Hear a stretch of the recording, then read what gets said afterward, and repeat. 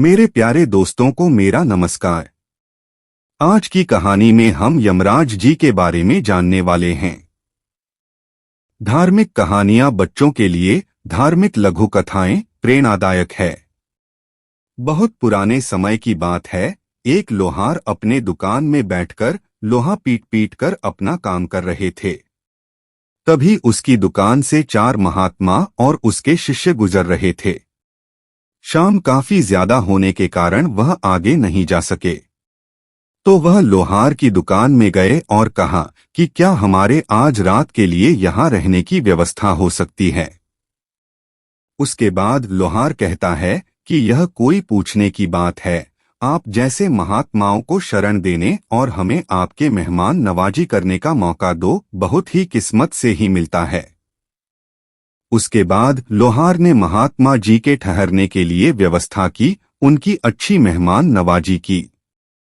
जब महात्मा लोहार के यहाँ से जाने लगा तो उसकी मेहमान नवाजी को देखकर महात्मा जी बहुत ज्यादा खुश हुए थे। महात्मा और उनके शिष्य जाने की तैयारी कर रहे थे। उसके बाद महात्मा लोहार के पास आता है और कहता है कि तुम्हें मैं 3 वरदान दे सकता हूँ, बताओ तुम्हें क्या चाहिए। यह बात सुनकर लोहार काफी ज्यादा खुश हो जाता है। कहता है कि मैं तो ऐसी चीजें मांग लूंगा जिसकी मुझे बहुत ज्यादा जरूरत होती है। वह बहुत सोचने लगा था और फिर कहता है कि मुझे 100 वर्ष की आयु का जीवन चाहिए। महात्मा कहता है कि ऐसा ही होगा, अब तुम 100 वर्ष तक जिंदा रहोगे। उसके बाद महात्मा जी कहते हैं कि तुम अपनी दूसरी इच्छा बताओ, मैं जरूर उसे पूरा करूंगा। कुछ सोचने के बाद लोहार फिर कहता है कि आप मुझे ऐसा वरदान दीजिए कि मेरे दुकान में कभी काम की कमी ना हो। महात्मा ने लोहार को ऐसा वरदान दे दिया और कहा कि अब से 100 वर्ष तक तुम्हारे दुकान में किसी भी काम की कमी नहीं होगी। उसके बाद महात्मा जी ने कहा कि अपना तीसरा वरदान बताओ। लोहार की समझ में कुछ नहीं आया तो उसने जल्दीबाजी में कह दिया कि इस कुर्सी में जो भी बैठेगा वह मेरी मर्जी के बिना नहीं उठ पाएगा, ऐसा वरदान दीजिए। महात्मा जी ने यह वरदान भी उसे दे दिया। उन्होंने कहा कि आज के बाद जो भी इस कुर्सी में बैठेगा वह तुम्हारी मर्जी के बगैर उठ नहीं पाएगा। उनकी जिंदगी खुशी से चलने लगी थी। लोहार के पास किसी प्रकार के कोई काम की कमी बिल्कुल भी नहीं हो रही थी। उसके बाद लोहार बहुत दिनों तक जवान रहा, लेकिन उसके सभी साथी मर गए थे और कुछ कुछ बूढ़े हो गए थे कि मरने वाले ही थे, लेकिन लोहार को अभी तक कुछ भी नहीं हुआ था, क्योंकि लोहार को महात्मा जी ने 100 वर्ष जीने का वरदान जो दिया था। जैसे ही 100 वर्ष पूरा होने ही वाला था, एक दिन लोहार के सपने में कोई आता है और लोहार से कहता है कि तुम्हारा वक्त पूरा हो चुका है, चलो मेरे साथ।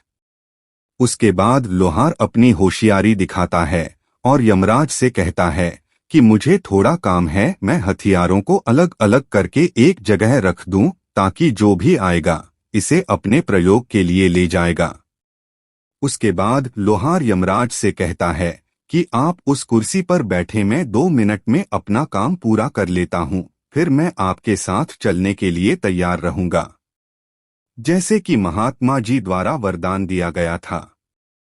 कुर्सी पर यमराज जी बैठ जाते हैं। लोहार बहुत ज्यादा खुश हो जाता है।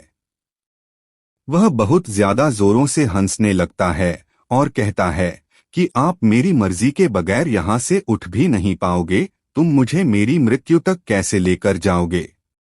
उसके बाद लोहार वहां से चला जाता है और खुशी खुशी अपने घर में जाकर मजा करने के बारे में सोचता है। और लोहार काटने के लिए मुर्गे को खोजता है तो मुर्गा काटकर तुरंत वापस जुड़ जाता है, क्योंकि यमराज जी को तो उन्होंने वहां पर बैठाकर कैद करके रखा था। इस कारण से पूरी दुनिया में किसी की भी मृत्यु उस वक्त नहीं हो रही थी। फिर उसके बाद लोहार ने एक बकरी बुलाया। उन्होंने कहा कि चलो इस बकरे की मीट से आज हम अपना पेट भरेंगे। फिर लोहार ने जैसे ही बकरे को काटने की कोशिश की, बकरा नहीं कटता और वापस जुड़ गया और फिर वहां से भाग गया। उसके बाद लोहार सोचता है कि इस दुनिया में तो किसी की मृत्यु अभी नामुमकिन है। लोहार को मरने की बिल्कुल भी इच्छा नहीं थी। उन्होंने सोचा कि चलो मैं दाल चावल और प्राकृतिक चीजें खाकर ही गुजारा कर लूंगा, लेकिन मैं अपनी मृत्यु का मजा नहीं लूंगा। फिर उसने चावल दाल और प्राकृतिक चीजें खाना शुरू कर दिया था।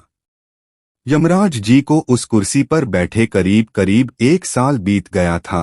पूरी दुनिया में तबाही का मंजर था, क्योंकि किसी की भी मृत्यु न होने के कारण आसमान पूरी तरह से मच्छर मक्खियों से काला पड़ गया था।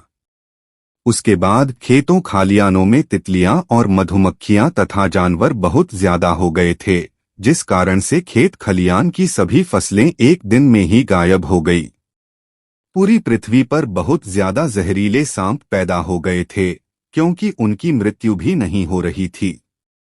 अब तो पूरी दुनिया के लोगों का जीवन जीना मुश्किल हो गया था। फिर उसके बाद लोहार को अपने पर पछतावा होता है और कहता है कि मैंने बेकार में यमराज को उस कुर्सी पर बैठा दिया, पूरी दुनिया को तहस-नहस कर दिया है। फिर उसके बाद लोहार को अपने आप पर पछतावा होता है और कहता है कि मुझे तो मौत का मजा चखना ही है, क्यों न हम पूरी दुनिया को बचा ले और यमराज को वहां से आजाद कर दे। वह फिर अपने लोहार वाली दुकान में गया और यमराज को वहां से आजाद कर दिया। यमराज आजाद होते ही बहुत गुस्से में लोहार को पकड़ा और ऊपर लेकर चला गया। उसके बाद धीरे धीरे पूरी दुनिया में सभी की मृत्यु होने लगी थी और फिर पूरी दुनिया सामान्य होने लगी। इस धार्मिक कहानी में हमें यह सीख मिलती है कि हम सभी को मौत का मजा तो लेना ही है, मौत से कोई भाग नहीं सकता है। किसी की मृत्यु कभी भी किसी भी वक्त हो सकती है, इसलिए कोई भी ज्यादा अपने घमंड को बढ़ावा ना दें और मनुष्य को मनुष्य के काम आना चाहिए।